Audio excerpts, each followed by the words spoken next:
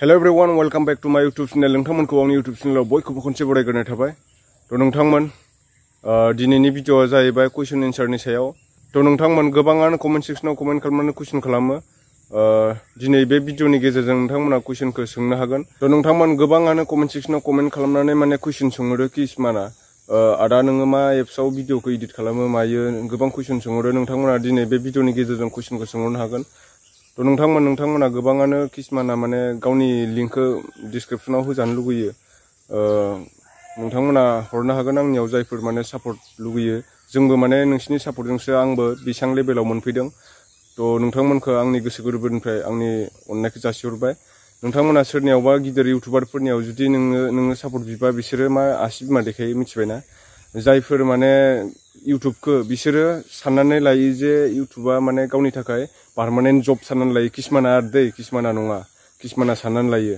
बेफोर साननाया खिन्थु बे जोबोद फल्स। मानो होनना बुङोबा इउटुबा मोनसे प्लेटफर्म मिथिबायना। इउटुबा मोनसे प्लेटफर्म, बियो मोनसे गावनि रोंगौथिखौ देखायनायसो, बे मोनसे इन्टारटेनमेन्ट जायखौ होनना बुङो इन्टारटेनमेन्ट। नोङो एक्सट्रा गावनि केरियार थानांगौ आरो ना मानसिनाव मोनसे नङा मोनसे केरियार बयनावबो थायो। नोङो इउटुबजों बा इउटुबखौ नोङो पार्मानेन्ट साननानै लानाया गोबां गोरोन्थि बियो। नों सानसे समाव नोंनि इउटुबा बेनबो जानो हागौ, कपिराइटबो फैगोन। बे मोनथाम गाहाम कपिराइट फैबाथ' नोंनि इउटुबा बेन जाखायो, बे सियरखा। बे मोनसे ससियेल मिडिया नालाय, मा समाव मा जायो बेखौ नों रावबो बुंनो हाया। बेखौ नोङो पार्मानेन्ट जब लानानै साननाया किसुमानफोरनि थाखाय जोबोद गोरोन्थि आरोना। नोंथांमोना जायफोर माने इउटुब चेनेलनि बागै सोंनो लुगैदों नोंथांमोना सोंनो हागोन। आङो बेखौ नोंथांमोना रिप्लाय होगोन। आरो जायफोरा गुबुन गुबुन कुइसन सोंनो लुगैदों नोंथांमोनाबो सोंनो हागोन। गासिनिखौबो आङो रिप्लाय होगोन। 1K भिउसनि गेजेराव 1K भिउस थांब्लानो आङो रिप्लायखौ होगोन नोंथांमोननो।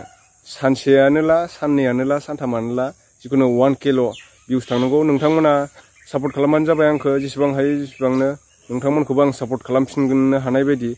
नोंथांमोन जायफोरा इउटुबाव फैनो गोसो फैनो हागोन। किसुमान इउटुबनि रुल्सफोरखौ फल' खालामबानो जाबाय नोंथांमोना।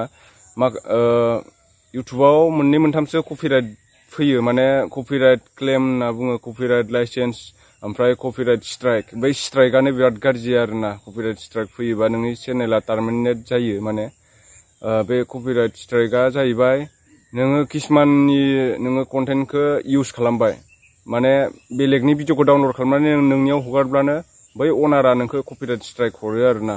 सोङालासिनो किसुमाना ओरैबायदि लेभेल थायो आरोना इउटुबार गिदिरफोरा। बेखायनो नोङो जानला मोनला हगारनाङा, नोंनि मोजां कन्टेन्ट बानायबानो जाबाय। नों खुद खस्थ' खालाम।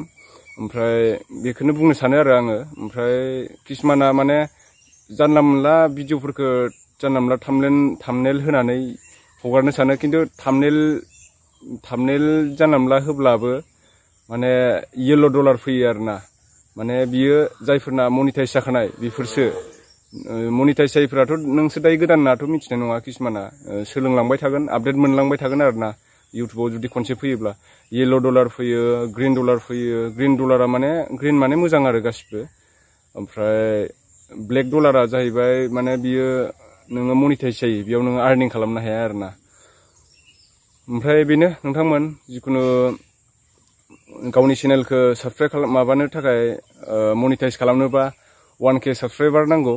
ओमफ्राय 4000 वाट्स टाइम, माने 4000 घन्टा।